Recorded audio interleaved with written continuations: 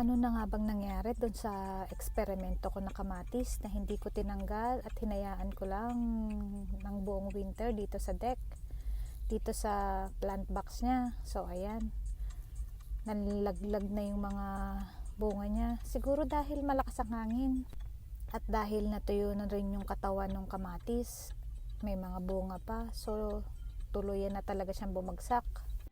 I-try ko lang kunin yung mga pwede pang kamatis. Malay mo magamit pa natin. Hindi na nga lang siya naging pula, naging dilaw lang, pero okay na rin to.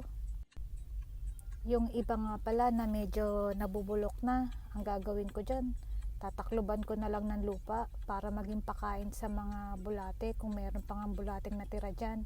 Sana may nabuhay pa kahit ganun kalamig yung panahon. Swerte pa rin kami kasi walang snow. Thank you Lord for that. Hindi ko na nga pala to dinidiligan, pero medyo moist pa rin yung lupa kasi kapag umuulan, naaambunan pa rin dito sa loob.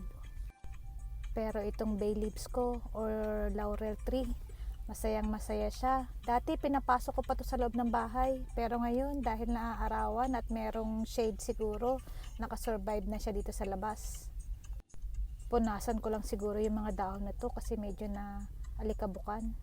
Ito naman, tong aking walking onion, talaga namang survive pa rin siya dahil maaraw na, tumataba na naman yung mga dahon niya. Ang galing-galing talaga, pwede mo na ulit tong harbisan. Buhay pa rin yung mga seedlings ng broccoli. Grabe oh, pwede na tong ilipat sa garden. Kung makikita nyo, hindi naman nakasurvive yung sayote plant ko. Hindi nga pala to namunga kasi hindi ko naalagaan ng ayos. Ayan, bulok na lang siya dyan sa pot. Akala ko pa naman mabubuhay siya. Pero okay lang, ganyan talaga pag nag-e-experiment ka. Nag-e-experiment ka, natututo ka pa.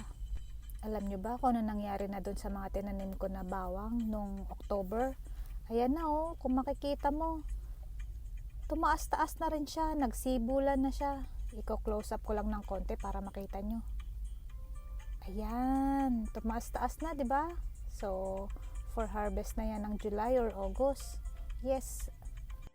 Na-bless talaga tayo today. Napakaganda ng araw dito sa may bandang likuran. Yes.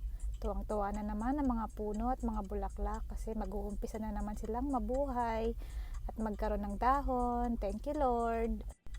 Sa March pa naman talaga ang umpisa ng spring, pero napakaganda na ng panahon. Sana po wag na po mag-snow. At ganito lang, maganda lang yung panahon. Okay lang umulan, wag lang po mag-snow. Have a good day guys. Bye bye.